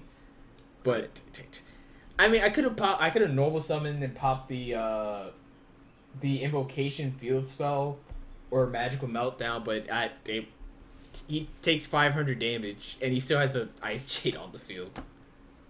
So what am I to do? So I lost that game. I'm not mad about it. I just if I had a Tenny monster, either one, like a Mapura, which when your opponent activates a card that just targets, you can just banish it and negate, which is hilarious. And then if they happen, what's funny too about this Tenny support in Sword Soul, if at any point they destroy any token, you can just banish one of your Tenny spirits and just punish them for doing that. Right. So like with especially with Shahana, if your normal monster gets destroyed by anything, including your own card effects, you can banish this, destroy one card on one monster on your opponent's field, and then special summon a normal monster from your graveyard. So what you do is like with Tenny Monk, you can use Tenny Monk for your proc for Sword Soul Blackout. Pop it, clear 2, and then activate Shista or Shahana, and then pop another card, and then bring the monk back. Okay. And if they were to target it, banish the Marupa. Yeah. And just keep negating stuff. So, and they're both 4s, so that's an easy setup into a 7, into a Yazi. Yazi, honestly, like when I first started playing this, I didn't understand why you would run Yazi. I was like, okay, we should just level 8 spam or whatever. But Right. Yazi is a bridge into your higher level Sword Soul cards, because activate Yazi, you pop itself, you pop another card on the field, Yazi's effect activates to special summon any worm monster from your deck in defense position. Any of them. And you have 2 beefy ass level 7s in there. So that in combination with your punk setup, you can just go immediately into a 10, because I probably already had it set up prematurely. Right. So that leads me into a Sinister Sovereign, either one, or I can just go into Baron, since that's safe, and just keep running over people. Yeah. Yeah, I got you. So that's fun. Game 3, I won't talk about Game 3. It was kind of a wash. This is no BM on the guy that I was playing, but he's playing a Zark deck, like the anime deck that had all the Supreme King stuff, which was pretty cool. Yeah. In show, like I was interested to see how he'd actually make it work, but he's playing it at 60.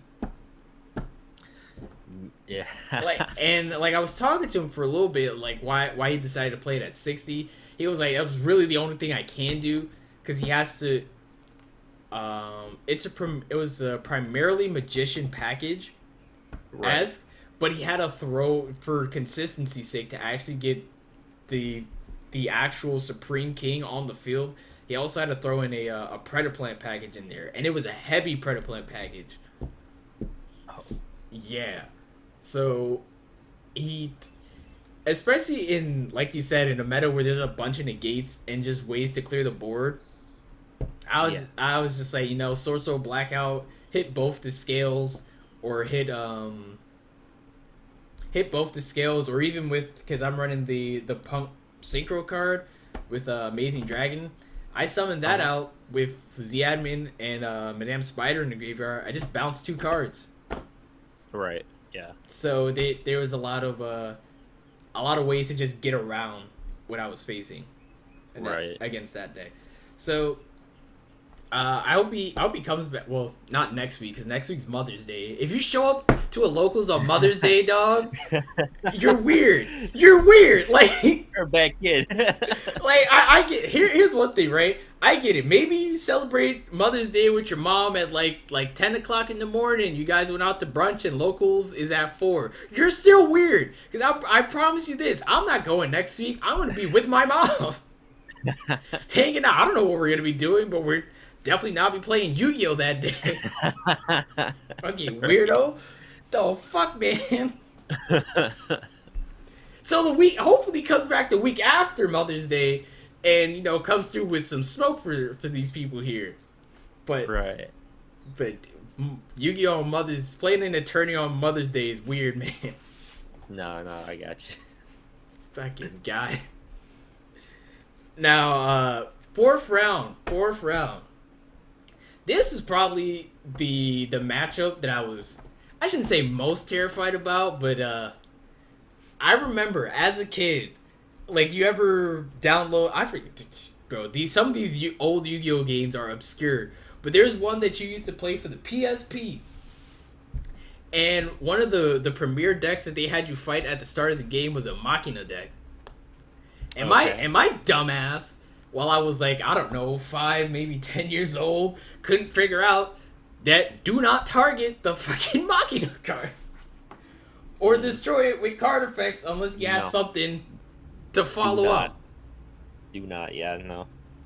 So, I had like PTSD flashbacks to when I was a child playing against my man Abe, we'll say his last name, because he was running Earth Machines. Right. And I was like, hey, yo. Which, it was honestly, first game was 100% a grind game. That first match was 30, I want to say it was like 30 minutes for the first one. Woo. Yeah, it's usually what happens with Earth Machine. Was he running skill drains? I'm not sure if he was running skill drains. I didn't have a chance to ask him, because we actually went to the time limit on game 2 because we only have 14 minutes. Right. And like I chipped him down a lot during that second game, but so so here I am, right? He pulls up with this crazy ass board, and or like I'm sitting there chilling. I actually what I did in that first round is I didn't summon Baron. I was kind of feeling myself, so I summoned Kuijin Longyang, the Sinister Sovereign, the one that if you special summon a monster, you can banish it and take 1200. If they activate a spell or trap card, you can banish it and they take 1200. Easy. And that's free chip for me, man. Yeah. And I had that, and I had Grandmaster Shisha on the field, and I had a couple negates set up, so I was ready to go. And my man pulled up, and he hit me with this board clear combo with Citadel. So I'm like, oh shit, yeah, you know, my board got cleared and all that, and immediately, so he cleared my board. I'm sitting there thinking, and I'm like, all right, how am I gonna get into this? And then I top deck into a fucking kaiju. Oh yeah. And I fucking smacked that shit down. I was like, yeah, I'm just going to kaiju your Citadel, so I don't have to worry about this. And he was like, a word? And like in that moment, like he asked me, he was like, wait, you made that kaiju? And I was like, hell yeah, I made that kaiju. And he asked me why, and I was like, as smooth as possible. I looked him dead in his eye, and I was like, for Dragoon. And he just hit me with a snap and pointed at me. He was like, yeah, no shit, you right. Yeah.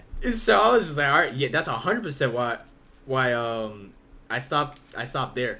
So the kaiju hits the field, and that pretty much kind of interrupted most of his play for that turn. The next turn, actually, I shouldn't say I got lucky, but I top decked into my punk setup. I was actually able to set up a DPE and set up my Foxy Tune with a Ziadmin boost. So I had DPE up at 25. I had Foxy Tune at 29. And legit that next turn, like he was just going crazy, dog. Like he was summoning everything he possibly could to get over DPE, because you know I popped it early just to make it so that he doesn't have that much material on the field. You're right. And of course, you know, it's Machina. He'll keep special summoning everything. But I forced him into the Orcus rank 8 card. I forgot what it's called. Orcus.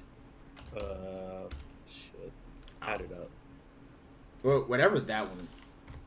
With a C? It's spelled with a C? It's something.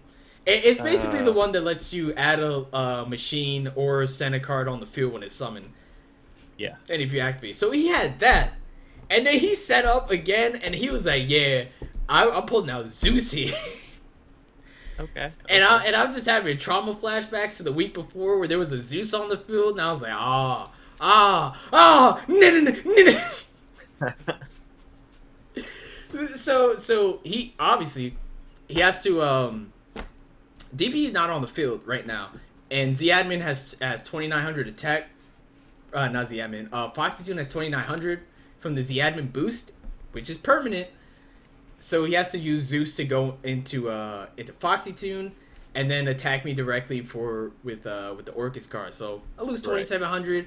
I'm not too mad about that. I'm just chilling. That next draw phase, standby phase, right? And I look at him, and I summon DP back onto the field, and then he immediately activates the Zeus, because I think I only had 2 or 3 cards in my hand. Right. And I looked, it was like, all right, cool, he's Zeus. And he looked at me, right? And he was like, all right, baby, how you gonna get over this Zeus, my man? And I looked at my hand, and I saw I had a Sword Sotaya in hand. And I was like, say the fuck less, bro. Normal summon Taya. Activate effect. Banish Soul Sword Assessment. Banish Soul Sword Assessment. Get 2 tokens on the field. Yeah. 2. Count them. 2 tokens on the field, right? Hit here, what do I do here? So I activate Satya, Taya, Sacred Summon, right? Sacred Summon into Grandmaster Shishao. Easy peasy. Chain 1, chain 2. Chain 1 is Taya, see if he had a negate. Chain 2 is Shishao, so I can add. On the chain 1, because I still have the Sword Sword token on the field, I freaking banish. I send to the graveyard Tenny Spirit at Hara. The level 1 that when I banish a Soul Sword card, I get to add one of them to the graveyard. Right. And off the 2, off the second chain, I go for a Soul Sword Ashuna, the one where I can banish it from my hand or graveyard to special summon a Soul Sword Worm card from my deck. So I'm sitting here, I'm like, oh man, yo, that's crazy. I added a Ashuna to my hand. Guess what? Still got a non-effect monster on the field. Banish this Ashuna, special summon a Soul Sword Bishta.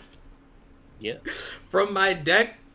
And I'm like, alright, cool. Say less. I have Long Yang on the field and another Soul Sword token on the field. Synchro Summon once again to go into my man, the myth, the legend.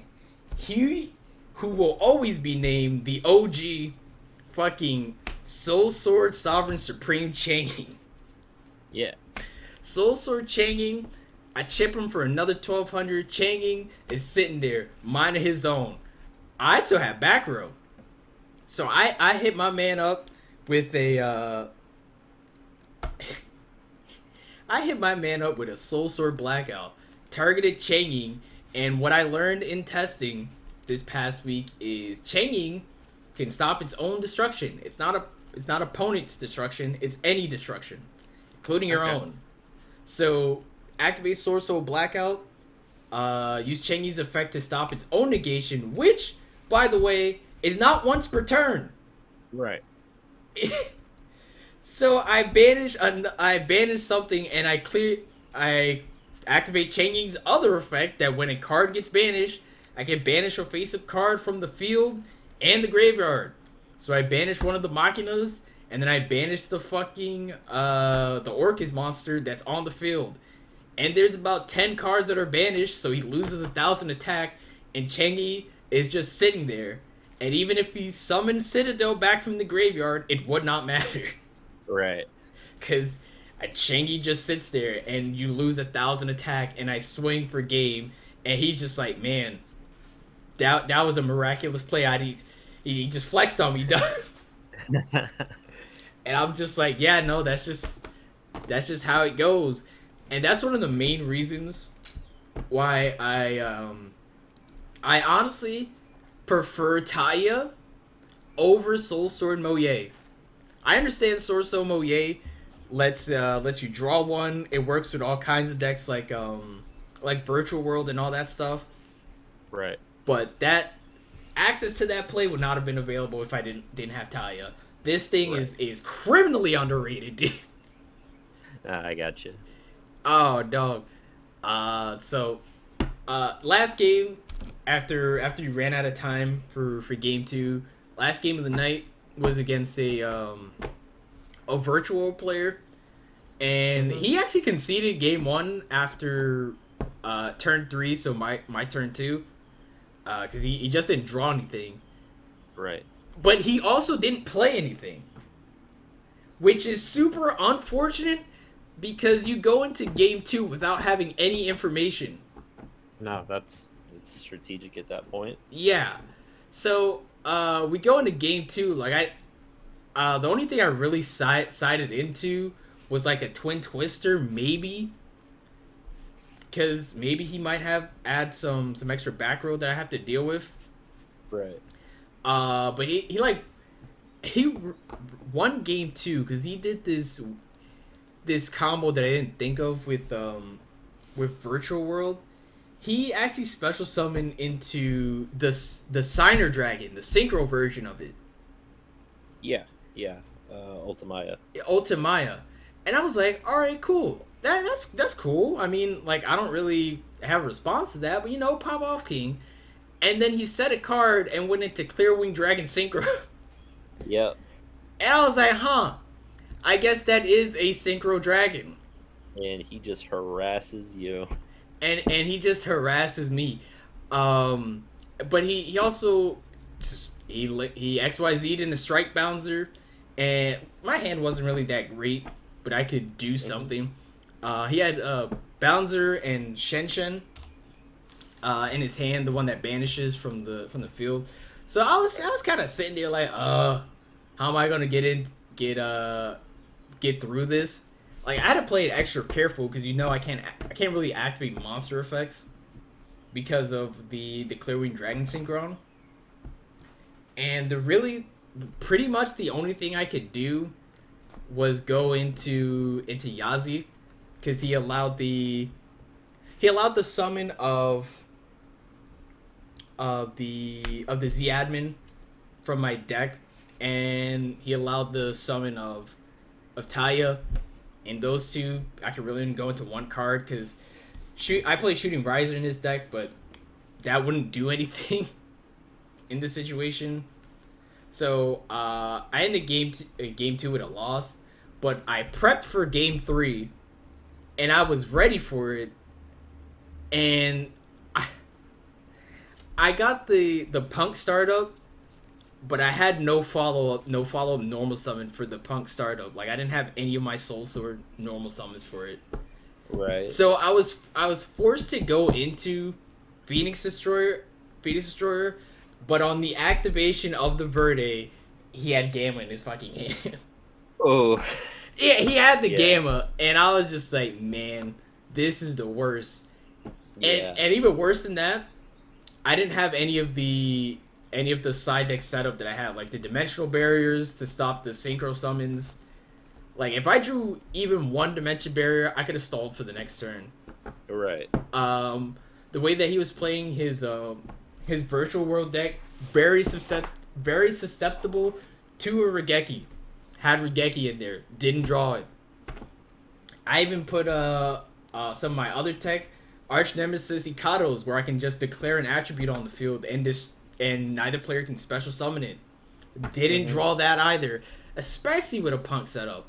That could have stopped him from special summoning literally any dragon. And this is a monster that can't be destroyed by card effects.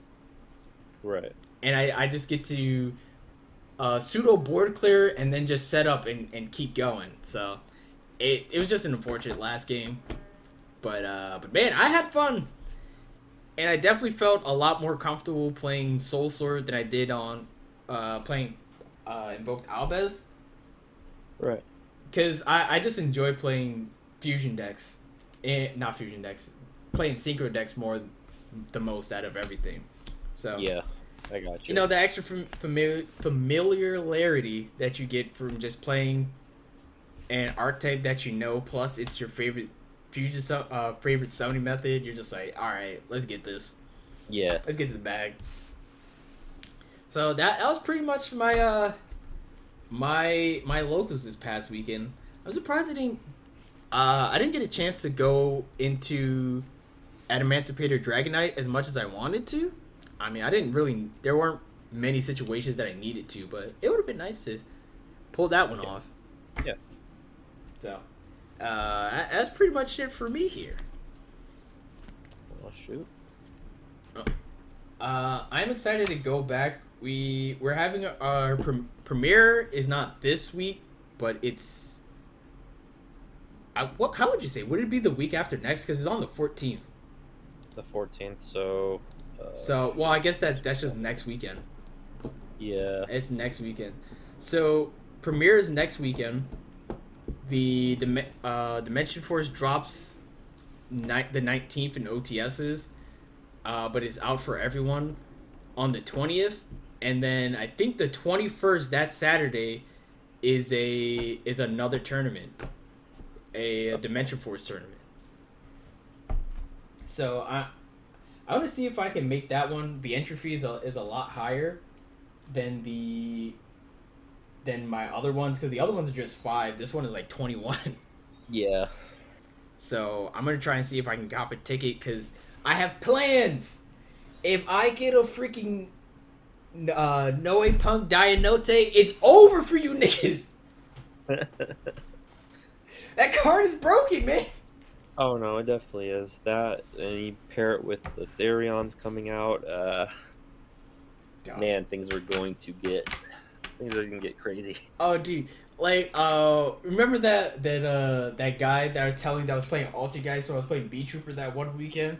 Yeah. Bro, he was there. He was sitting right next to me, and I was talking to him while we were trading. And he was like, "Yeah, no, I can't wait for Dimension Force to come out, so I can run Theron ABC." No, that's what that's a big one that's coming up. ABC just topped had a top 8 out of regionals Mm-hmm. lately, and ABC's like kind of one of those like they're like it depends on the on who's playing it deck, you know. Mm-hmm. You need some good moves with it, and it's also not. I don't think it's a cheap deck, is it? I do not know. I'm looking wish. at some of the prices. They look fine, but you do kind of have to run it with like I guess either Therions or alongside a Brave Engine. Bro, to like my man truly was make running it that work. shit raw. He topped like I think he was either third place. Yeah. Yeah, I was like, all right, say less.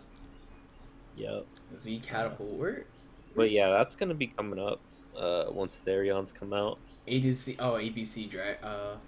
Dragon Buster. Yeah, ABC Dragon Buster. Yeah, no, he. This shit was fucking hilarious. I didn't really get a chance to see his match because I was still in my games for the most part. But yeah, he was out here going crazy on the sticks. Yeah. Mm-hmm. Because here's one thing that I'm excited for in Dimension Force, especially for Punk Sword Soul. Because you have access to you have a searchable 5 now that you can special summon from your deck. Yeah.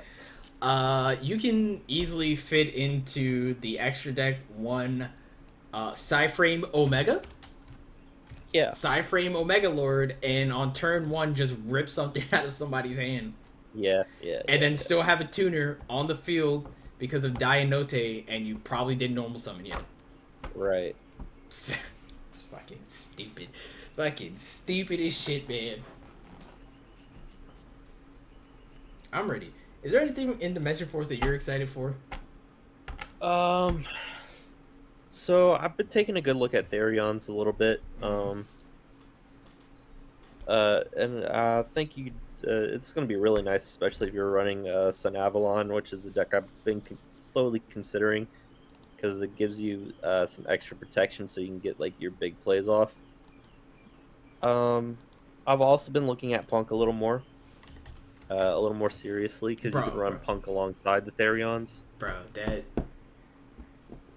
I'll send you this deck list later, but the fucking Punk, pure Punk with power elements later, dog. That sounds That shit is stupid. Oh, and I forgot. You get another boss monster in Soul Sword if you run the Punk setup. Yep. In Psychic and Punisher. Yep. So that's something to look forward to. But what I think I'm really interested in is probably Zombie World. Oh yeah, Zombie coming World. up. Because I mean, we already talked about Necro Banshee earlier. It's getting its reprint, and so is other Zombie World cards. So the deck's going to be cheaper than it normally is, and I think it's a really good contender for top rogue, just for the kind of format we're in right now, compared to the last format we were in. Yeah, because there's a lot of mono-specific decks out there. Yeah, and you know what Zombie World stops? Literally all of them. Decks. What you're truly probably going to be worried about, though, is like the typical super poly targets and whatnot. But I think Zombie World's probably going to be my biggest contender for the next deck. I'm still working on that Sky Strikers, but what's held me back from Zombie World is it was always kind of boring. With your approach, you kind of just do one thing the entire time, and that's get your Doom Kings out, Maybe you're playing Edelich Yeah, no, that's alongside of it, yeah. or also get your Barons out as well. Uh, Usually a Baron Doom King board is what you want to end on. That's But pretty steady. yeah. But I'm just kind of see where these new cards take it up. I think it's something Yeah, no, that not a lot of people are talking about. yeah, I'm also looking for because I never got around to finishing that vampire deck, Yeah. and because I'm currently testing a vampire deck, but I don't know when this I can probably look it up. But vampire synchro with Mad Clown, legit. That's just free money. Yeah. What was the? There's a level 6. Oh, okay. I know what I'm looking for. So let me just go into card pool and go into OCG. Especially since all the vampire cards, by the way, are being reprinted also in Ghosts from the Past. Fantastic. Vampire cards in general are fairly cheap. I have a not a finished version of this, but a pretty decent version of this. It's running me for $35.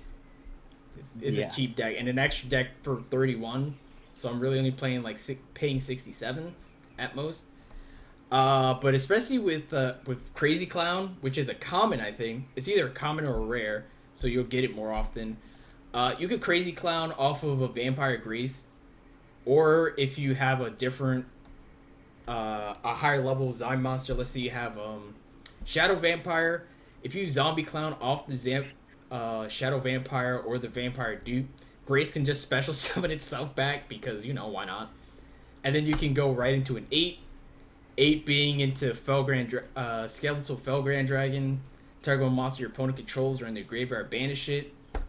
Also, its other effect: if a monster is special summoned from the graveyard while this is face up on the field, you target one face up monster and negate its effect. Easy money. Immortal Dragon, you special summon it or you synchro summon it during your main phase. You can mill one zombie monster, and if you do, that monster's level becomes that. But the mill is more important. When your zombie monster is destroyed by battle while this card is in your graveyard, special summon it. Keep synchro summoning, and of course the one of the number one targets that we're looking for is Red Eye Zombie Dragon Lord. During your opponent's main phase, you can target one zombie in your graveyard, except Zombie Red Eyes Dragon Lord, and special summon it. If this card is in your graveyard, banish the zombie, special summon this card. So that again, this gives you. I think I'm probably just gonna run this deck with one Vampire Kingdom and probably 2 Zombie Worlds. That's probably the better ratio, because a lot of the modern decks, sometimes they need their spell and trap cards to get milled anyway, so it literally doesn't matter for them. Like, for example, if you're playing against Branded and you force them to mill a trap spell card, it's gonna mill Branded in red. Then they're just gonna mill the Tragedy, not activate it, and then activate its other effect to just reset the Branded in red. So Vampire Kingdom, unfortunately, is just not that good.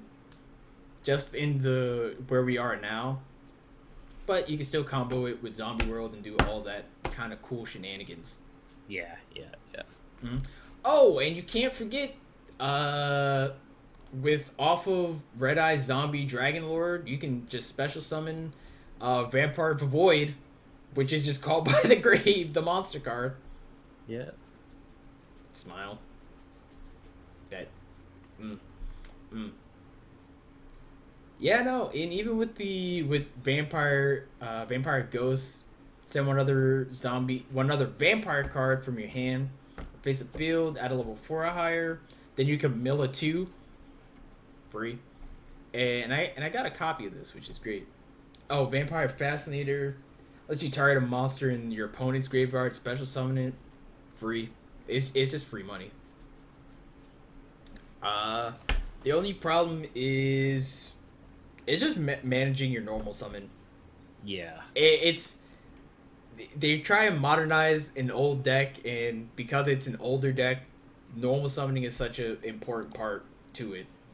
Yeah, that's kind of a trend with a lot of older decks, really. Mm-hmm. Not a problem. You just gotta figure out how to maximize it. Yeah. So, just something to consider and to look into. Oh shit. We're almost at 2 hours, but I did want to mention this because we didn't get to talk about this last week.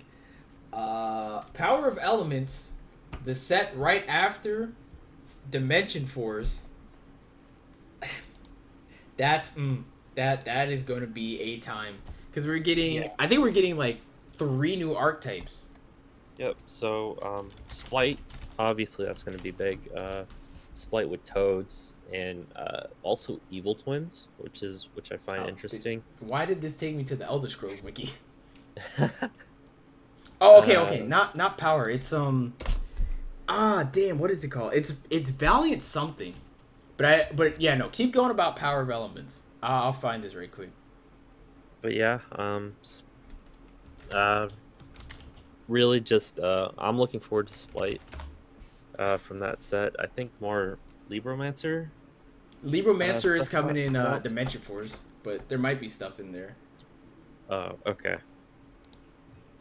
But yeah, I think I'm really just looking into Splight. Splight with Tri-Brigade, perhaps. Something. It's weird in testing. Like, there's a lot of overlap between the 2 archetypes, but it could work. Splight with Melfi. Melfi's also getting new support too. Yeah, and new Melfi support. I think Splight with Melfi works pretty well. Splight with Toads. That's Splight with Toads and Splight with Evil Twins is probably what people are going to be looking into the most, though. I can imagine Splight with Toads because that shit. Yeah. Bro, totally awesome. It's very fair and balanced card. I found it, by the way. It's Tack Masters after Dimension Force. Oh. So Tack Master, it's similar to Grand Creators. It's only a 60 card set. It's not a full one, but it drops July 1st, and that's the set that has fucking the labyrinth, the fucking labyrinth stuff, the Mr. Rune stuff as well is in there, and the Valiance is the last archetype. From what I've heard about Valiance, that one is just kind of poopy. It's so hard to manage for, like, you put so much into trying to play Valiance that you don't get very much reward for it. Right. So that's from what I've heard. I'll probably do some testing this week, maybe next week, on just Valiance and how it comes out in between. But from what I have tested with Labyrinth, this is your if you can't afford your Edelich setup, or you're tired of seeing the Golden Lord in all of his sexiness, you get a waifu. That's also a trap goddess. Yeah. Yeah. Literal trap queen. So like the main card for whoops, I dropped my Chengi. I'm sorry. Don't beat my ass. I know what you did for me. Labyrinth of the Silver Castle. Your opponent cannot activate monster effects in response to the activation of your normal trap cards. Yeah. That's a big one. So your Imperm can't get negated. All these Omni negates don't do anything if you have your trap card set up. Once returned, you can target one normal trap card in your graveyard and set it to the field, but it cannot be activated unless you control a fiend monster. This card's a fiend monster, by the way. If you didn't know, smile. If a monster leaves the field by your normal trap effect, except during the damage step, you can destroy one card your opponent controls or one random card in their hand. Yeah, no, this is silly. while it can't special summon itself, you can special summon it off the field spell. Right. The Labyrinth field spell, which is welcome Stovey. Is it Labyrinth of the? Oh no, that's something else. Oops. Oh man, I didn't mean to exit that. I'm throwing right now. Why can I not find this now? There we go. Stovey. Let's go main deck. Field spell. Oh, it's Labyrinth. If you activate a non-Labyrinth trap card, you can special summon one Fiend monster from your hand or graveyard. If you activated a set Welcome to the Labyrinth normal trap card, you can add this additional effect when it resolves. Also, after that, destroy one card on the field. You can only activate each effective Labyrinth once per turn. So, I still got to do some more testing, but it's a trap-heavy deck. Lord of Heavenly Prison, free money. Anti-Spell Fragrance, free money. Even though you're not getting all the benefits from Anti-Spell Fragrance, because it's not a normal trap card, it still controls heavy, and you can't really clear your board as hard. Right. Hell, I even thought about running a bit of a punt package for some more searchables, dangerous Gabus, but I ended up taking it out just ran the Gabus by themselves. Because they're 2 negates, 3 imperms. Easy money. Yeah. Trap trick. You could banish a card, banish one of your imperms, and then set an imperm, and then block off a column and just special summon a bunch of shit. There's also the level. This is level 6, I think. Oh no, it's 7. Labyrinth Archfiend gains 400 for each normal trap in the graveyard with different names. Monsters your opponent controls cannot target Fiend monsters for attacks except Labyrinth. That's all Fiend monsters, by the way. All of them. So Labyrinth Dark World, I'm still trying to figure that out. But really, any Fiend heavy deck with Labyrinth is pretty funny. So. Oh, and if you activate a trap card, you can special summon this card from your hand, and if special summon, set one normal trap that activates only when an attack is declared directly from your deck. So Mirror Force is back, baby. It's funny as shit. Love to see it. It's funny as shit, and they can't respond to it if you have the other one. Bro. What else is coming in the in Tack Masters is the Mr. Rune set. Now, I'm a bit scared for Mr. Rune more than I am Labyrinth, because this is a spell heavy deck that is very control heavy, where the field spell lets you activate your quick play cards from your hand during your opponent's turn. Yeah. So, and legit, all of these quick play cards just thin out your deck. It's a mill deck. And yeah, I mean, you can just play that with Sky Strikers and just be like, smile, gamer. What exactly are you supposed to do?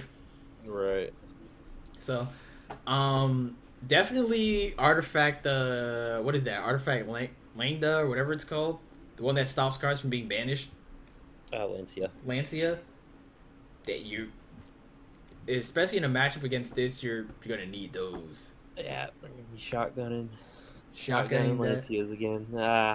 Yeah, or if you're really feeling spicy, Imperial Wall. No cards can be banished. That's another good tech against Sword Soul. Since you can't banish anything, you kind of just sit there. Yeah.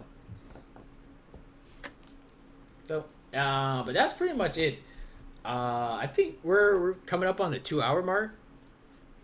I think that's a good place to stop it. Yeah. All right, cool. So that's gonna be episode 3 of our Rush Hour YGO podcast. By the time this is up, there should also be some other videos up. I know for myself, I worked on Predator Plant support that's coming out for Dimension for Defo, and there should, by the time this is up on YouTube, what should be up is the one of my punk profiles that I did last week that should be up there. So you can check that out as well. We're planning, realistically, I'm just gonna put this out there. The episode should be every week. Once again, they'll be more consistent. Just last week was crazy with, life finals and all that. Yeah. All that stuff. Hell, Yeah. I was even applying for my my IT certification. Got all that stuff done last week. So we're in there like swimwear. So yeah, we'll be up there. There'll be other videos. There aren't podcast videos up there. We're just gonna work to build the brand by just doing different stuff. Yeah. So if you enjoyed, definitely check out the rest of the channel. Leave comments if there's anything that you'd like to see for yourself that we talk about and all that, because we prep. This is probably the only week we didn't prep so far, but we usually prep every week about what we want to talk about next week, and we just jump right into it. But with that being said, anything left for you, Austin? Play Brandon Tri Brigade. If only I can afford it. Yes. Yeah. A Branded Tri Brigade call out.